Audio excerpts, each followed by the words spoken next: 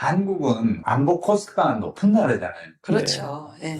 항상 상시 위협, 그러니까 거기에 투자를 해야 되지, 사람을 유지해야 되지, 무기지 계속 개발해야 그렇죠. 되지, 얼마나 많이 쓰고 있냐고. 그러니까 참 어찌 보면 안 된 나라예요. 그런데 반드시 그러냐? 그건 아닌 것 같아.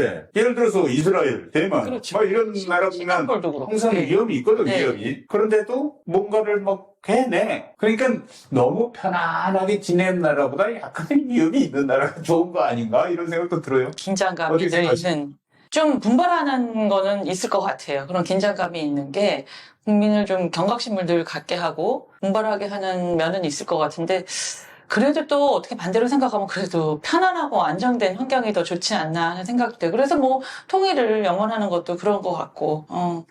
이스라엘 보면 그 48년도입니까? 독립하고 나서 중동 전쟁, 이스라엘 전쟁 3번, 4번 있었고, 네. 헤즈볼라, 하마스 계속 위협이 있고, 그런데도 뭐 첨단 기술을 계속 개발해내고, 그 6만 달러, 7만 달러 국민소득을 유지하고, 이런 거 보면, 야, 이 위협이 있다고 반드시 나쁜 건 아닌가 보다. 이런 생각이 든다니까요. 근데 그게 정치하고 아마 저는 연결된다고.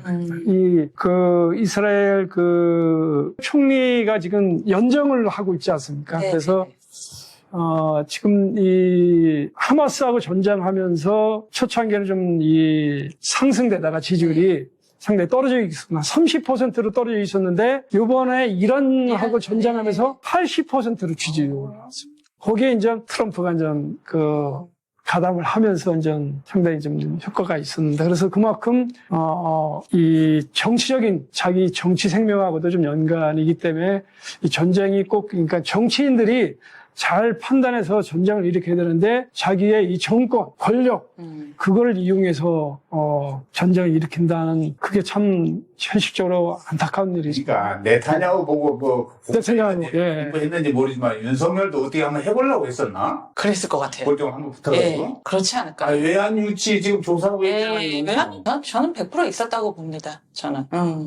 예.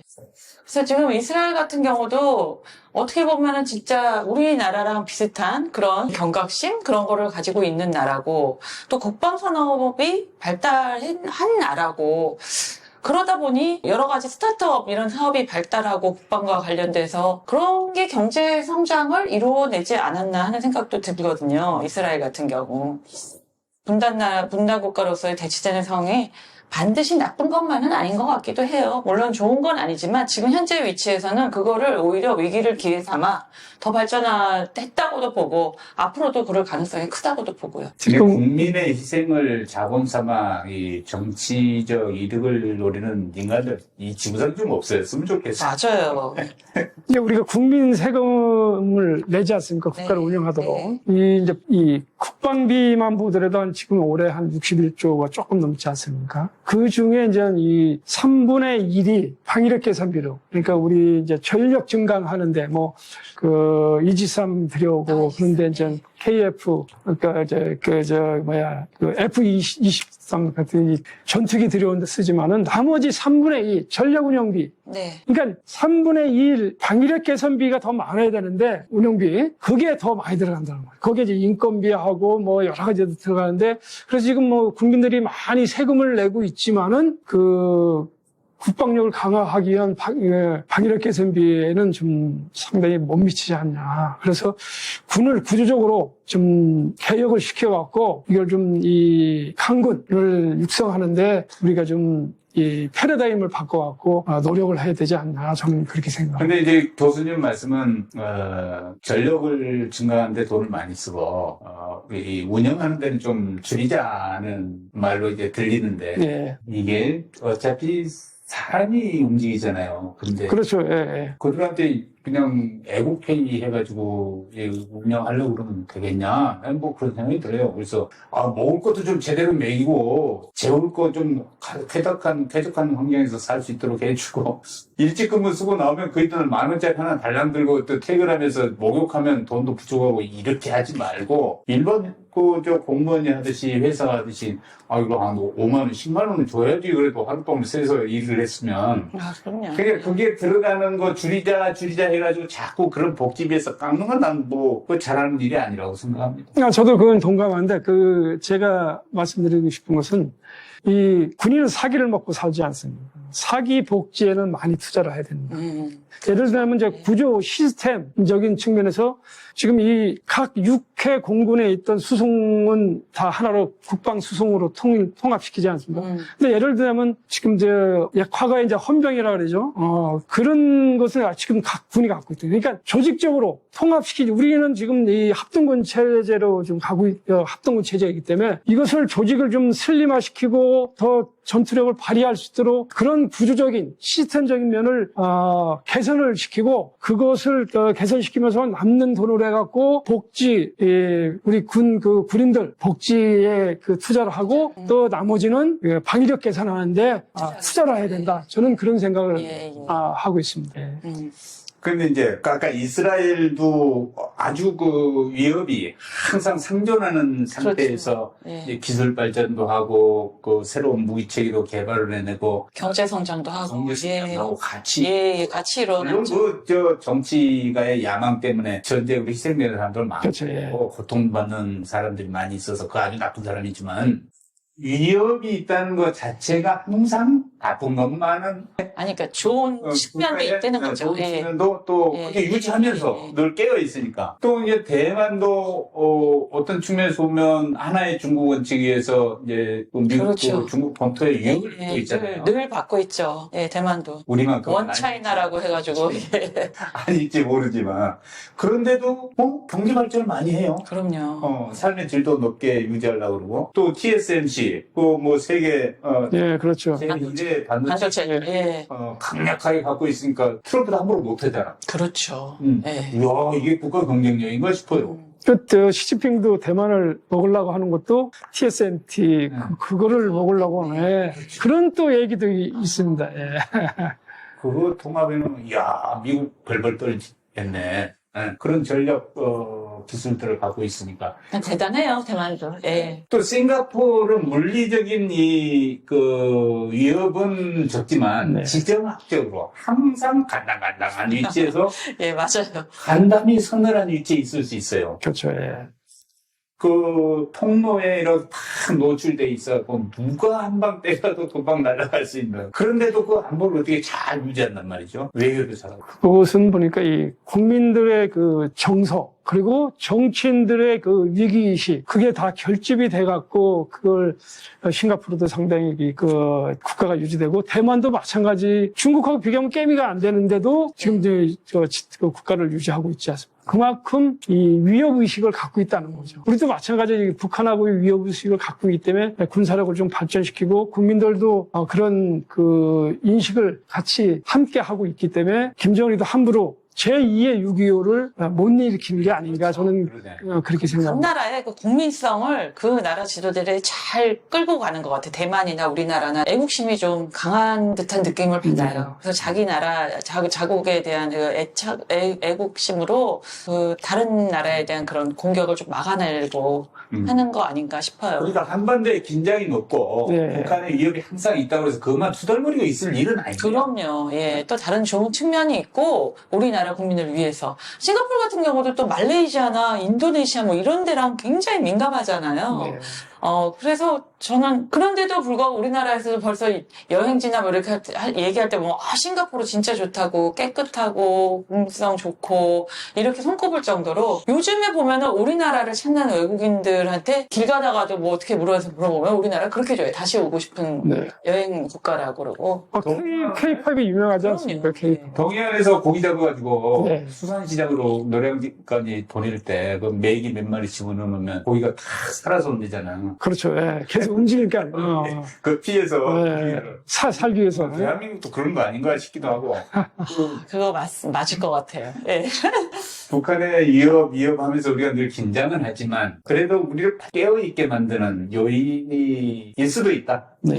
맞아요. 그렇게 감사하게 생각해야지. 그럼요. 좋은 쪽으로. 우리나라의 이제 처한 현실이 이런 상황이니까 좋은 쪽으로 생각하고 좋은 쪽으로 계속 발전해 나가야 될 것 같아요. 북한이 6.25를 일으킨 아주 나쁜 놈들을 맞긴 한데, 대학에서 북한을 가르치시죠? 네, 예. 뭐 북한 나쁜 놈이라고 예. 계속 외치십니까? 아니죠. 저는 제가 이 북한을 공부하고 연구하게 된 계기는 지도자를 잘못 만난 북한 주민들이 불쌍하거든요. 그래서 북한 주민들을 어떻게 하면은 내가 최선을 다해서 좀 북한들을 좀 삶의 질을 향상시켜서 내 입장에서 최대한 좀 노력을 해야겠다. 그런 소명의식이랄까? 그것 때문에 제가 이제 북한을 연구하게 됐는데, 이 북한이라는 나라는 이 분류를 두 가지 분류로 구분해야 됩니다. 김정은이가 핵심으로 있는 북한 정권, 네. 그리고 북한군, 인민군이죠. 그거는 우리의 경계고, 이 척으로 해서 우리가 현재 우리 대한민국 젊은 사람들이 국방의 의무를 하는 이유도 그 이유거든요. 또 다른 각도에서는 북한 주민들은 우리 한 동족이고 동포 아닙니까? 네. 같은 피를 나는 형제인데, 삼국에 의해서 우리나라가 분단이 돼서 이제 남북으로 갈라져 있지, 우리가 스스로 분단이 된 건 아니지 않습니까? 그래서 북한 주민들은 같은 동포로서 서로 이 애정을 갖고 끌어안고 감싸면서, 그리고 인권이나 여러 가지 면도 같이 해서 들여다보면서 좀 삶의 질이 윤택해질 수 있도록 해줘야 되지 않냐. 그래서 두 가지 측면에서 적이냐 동포냐 두 가지를 항상 갖고 있다. 북한은. 저는 그렇게 생각을 합니다. 그렇죠. 예. 젤렌스키가 우크라이나 전쟁을 통해서 권력을 계속 유지해 나가고, 네. 또 다음 구도를 설계해 나가는데 전쟁을 활용하는 측면도 있고, 네타냐후가 이스라엘에서 이런 전쟁을 일으킴으로써 그 위기에 있던 본인의 권력을 강화한 측면도 있고, 이렇듯 정치 지도자들은 전쟁을 활용합니다. 그렇죠. 김일성이 활용했던 6.25라는 전쟁, 그 지탄받아야 마땅하고 온세이가 이제 규탄하는 것이죠. 그런데 이제 그 이후에 북한이라고 하는 나라를 우리는 이제 객관적으로 바라볼 필요가 좀 있고, 또 자산이라는 측면에서 우리 한반도에 함께 문화와 역사적 배경을 같이 하는 한 민족이라는 측면에서 바라본다면 정말 앞으로 좀 잘 협조해 나가고 새로운 협력 관계를 구축해 나갈 필요는 있는 것이죠. 그렇죠. 우리가 이제 타이에서 한반도가 이제 분단이 됐잖아요. 네. 그리고 다시 제3자에서 이게 합체되거든요. 네. 그러면 하루아침에 될 수가 없거든요. 독일 같은 경우도 이 동독하고 서독이 합치는 것은 두 나라가 의지만 갖고 된 게 아니고 그 주변국인 미국, 소련, 영국, 프랑스의 도움을 받아서 하나로 합쳤거든요. 예. 마찬가지 우리나라도 그렇게 돼야 된다는 거예요. 그래서 그러려면 이제 바로 하루아침에 통일이 되지는 않는다는 거죠. 그렇죠. 왜냐하면 이 한반도라는 나라가 미국, 한반도를 둘러싼 미국, 일본, 중국, 러시아의 각각의 국가의 이익하고도 관계가 있거든요. 그렇죠. 그렇기 때문에 이 주변국하고의 관계를 잘 가지면서 우선 한반도가 평화와 안전이 되면서 서로 남북 간에도 교류도 하면서 그럼 서로 오고 가고 하면서 서로 체제도 인정하고 유지가 되면서 나중에 어느 순간에 독일도 마찬가지 하루아침에 통일이 됐지 않습니까? 애기지 않았는데 우리도 마찬가지 어느 순간에 그렇게 되면은 통일이 되지 않겠냐. 그래서 우선 한반도가 평화와 안정을 유지할 수 있도록 서로 노력하는 게 저는 중요하다고 생각합니다. 그래야지 통일이 됐을 때도 무리가 없겠죠. 그렇습니다. 예. 예. 동서고금을 막론하고 분단됐던 나라가 다시 합쳐서 통일을 이루는 과정에는 본인들의 염원에서 된 적이 없답니다. 그렇죠. 예. 주변을 쌓고 있는 이해 관계국의 입장이 바뀜으로써 합쳐졌죠. 그렇죠. 예. 독일 역시 마찬가지죠. 네. 소련이 무너지고 힘의 균형이 깨지는 과정에서 이렇게 이제 하나로 다시 합칠 수 있는 결정적 계기가 제공됐다고 봐야 되는데 우리는 아직은 안정적이에요. 주변 상황이. 예. 우리 뜻대로 되지는 아닌 것 같고 또 한반도에 자기가 예상하지 않았던 강한 나라가 등장하는 것을 환영할 나라가 별로 없어 보이는 것도 한계고 미국이라서 바라겠습니까? 일본이 좋아하겠습니까? 그렇죠. 중국인들 환영하고 지원하겠어요?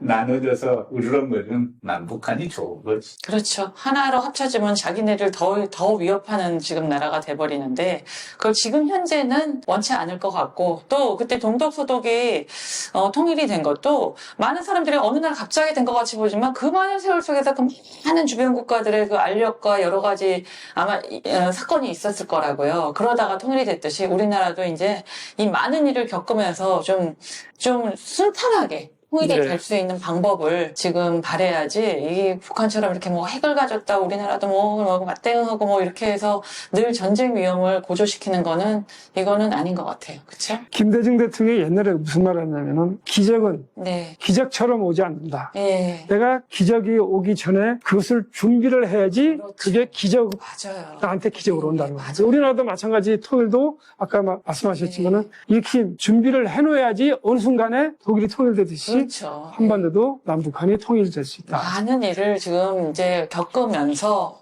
남들이 보기에는 어느 날 갑자기지만 우리에게는 그 노력의 결과로 오지 않을까 싶습니다. 네. 예. 근데 그 준비를 꾸준히 해야 되는데 갑자기 선제 타격을 하겠다고 그러고 성가르기를 하고 편을 나누고 이래가지고 또 후퇴한 느낌이 있었는데 이젠 좀 바뀌었으면 좋겠어요. 예. 우리나라 국민들을 이렇게 편가르게 하고 이러는 지도자가 없었으면 합니다. 저는 그래서 정치인들이 문제라고 생각합니다. 네. 권력을 잡기 위해서 네. 자꾸만 칼라치기 하잖아요. 그렇죠. 북한도 이용하고 남남 갈등도 유지하고 정권에서도 정치인들이 좀 이 각성을 해야 돼요. 그렇죠? 국가의식을 갖고 그냥 표만 얻기 위해서 그냥 그때만 어떻게 당선하려고 넓적 엎드리지 말고 정말 국가의식을 갖고 맞아요. 정치인들이 좀 이 국가의 지도자로서 역할을 하면은 우리나라가 보다 행복하고 잘 사는 나라가 되지 않을까 그렇게 생각합니다. 맞습니다. 정말. 그래서 이번 정부 이제 바뀐 지 지금 뭐 한 달 남짓이니까 좀 많은 것을 기대하고, 이번 정치인들도 또 리더의 밑에서, 정말 대인배처럼, 그리고 또 큰 게 나의 이익보다는 정말 국민과 국가의 이익을 위해서, 5년 정도 정말 열심히 활동해 주시기를 부탁드립니다. 네, 오늘 좋은 말씀 대단히 고맙습니다. 예. 예, 감사합니다. 네, 고맙습니다. 예.